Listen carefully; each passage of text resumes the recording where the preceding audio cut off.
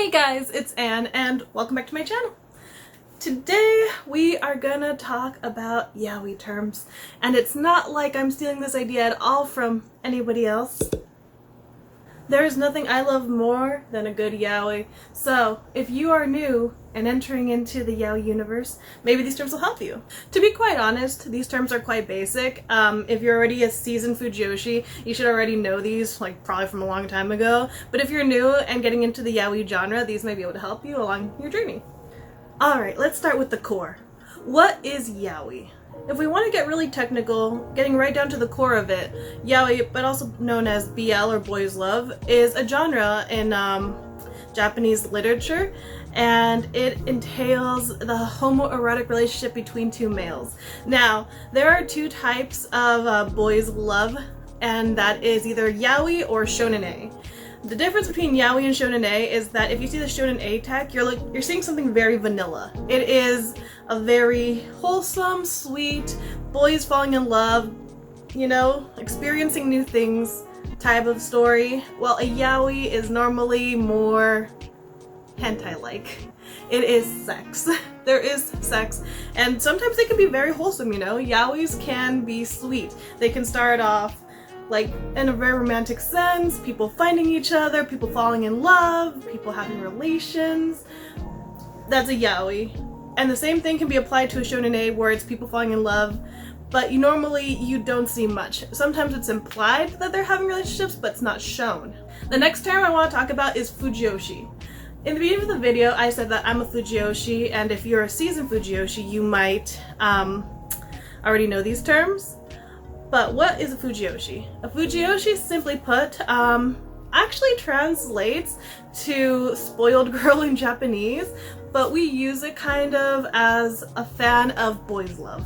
A person who likes two men being in a relationship.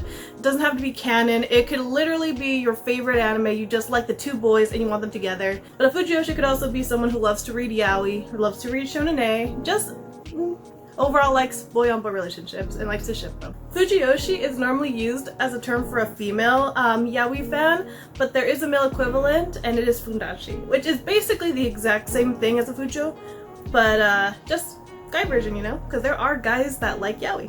The next one we're going to be talking about is the uke. What is the uke? Also can be referred to as the neko, and to put it simply, it's just the guy on the bottom. He's normally just the guy that's taking it all in, if you will. And the counterpart to an uke is the seme. And they can also be called tachis. And if you can tell, if the uke is the guy on the bottom, the semi is the guy on top who's giving it to him. Let's talk about a few genres here. One of my personal favorites is the Omegaverse. To be able to talk about the Omegaverse in a way that you can understand, why don't we get through a few topics first? Like, what is an alpha, omega, and a beta? In the Omegaverse, when babies are born, they are assigned at birth, basically. It's completely random if they're going to be an alpha, a beta, or an omega. It's not something they choose, it's something they're born into. And omega, if it's a male, females can be omegas too. But if a male is omega, that means he can get pregnant, and that means he gets into heats, which are basically like periods. And if a man penetrates into him while he is in heat, he could become pregnant. The thing that makes an Omegaverse interesting is that two people can fall in love and have children. But the thing about omegas and alphas is that an alpha omega can bond, which means that they're like their fated pair, which means that God, how do I explain this? It means that that's like their soulmate, basically. If like an alpha and omega like see each other and boom, it's just like, wow, I'm in love with you and I don't know why. It's because they're a bonded pair, they're a fated pair. They were the two that were supposed to find each other in the world and fall in love. Now that you know what an omega is, now let me tell you what an alpha is. An alpha is basically the opposite of an omega. An omega is normally seen as useless, they're made fun of, they're normally lower down in society because they go into heat. But an alpha is the complete opposite. The alpha is the top guy. He's the guy who's the best in sports, the best in academics, Mr. Popular, the all-around guy that everyone respects. That's the alpha. And on to one that you normally don't see too much in these works, which is the beta. To be honest, There's not much to say about the beta. The beta is just a normal guy. They're just normal people. Most of the population in Omegaverse are normally betas. Very few are omegas, and very few are alphas. So yeah, the beta is basically just the standard type. Alright, let's get into the bara genre. The bara genre is normally aimed towards males, which is a little different from other yaoi genres because baras are normally drawn overly masculine. They normally have a more defined face, more muscular bodies, they have more masculine traits. Well, if you see some yaois, the guys are normally drawn really feminine, almost woman-like. Baras are meant for a male audience, so they're normally very masculine. Obviously, women can enjoy this too, but it's targeted towards the gay man, you know what I mean? Personally, for me, bara isn't my favorite genre, just because I'm not a big fan of overly masculine characters. I'm really into a more boyish type of guy, which gets us to the next topic, which is Bishonin.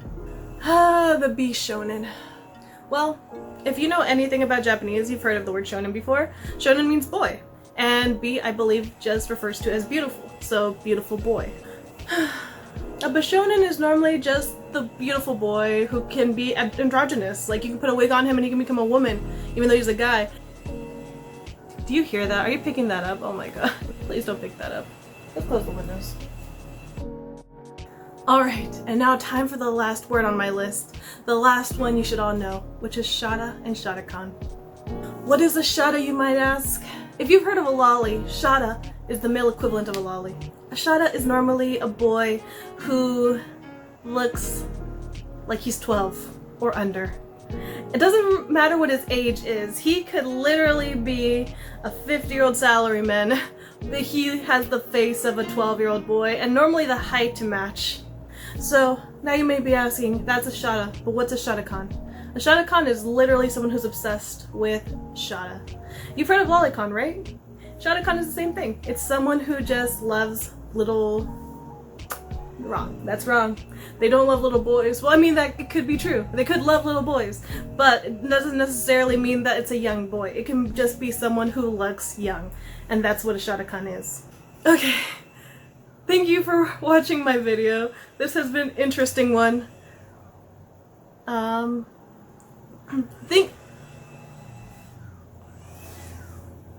you for watching my video. Hope you get to see. Bye.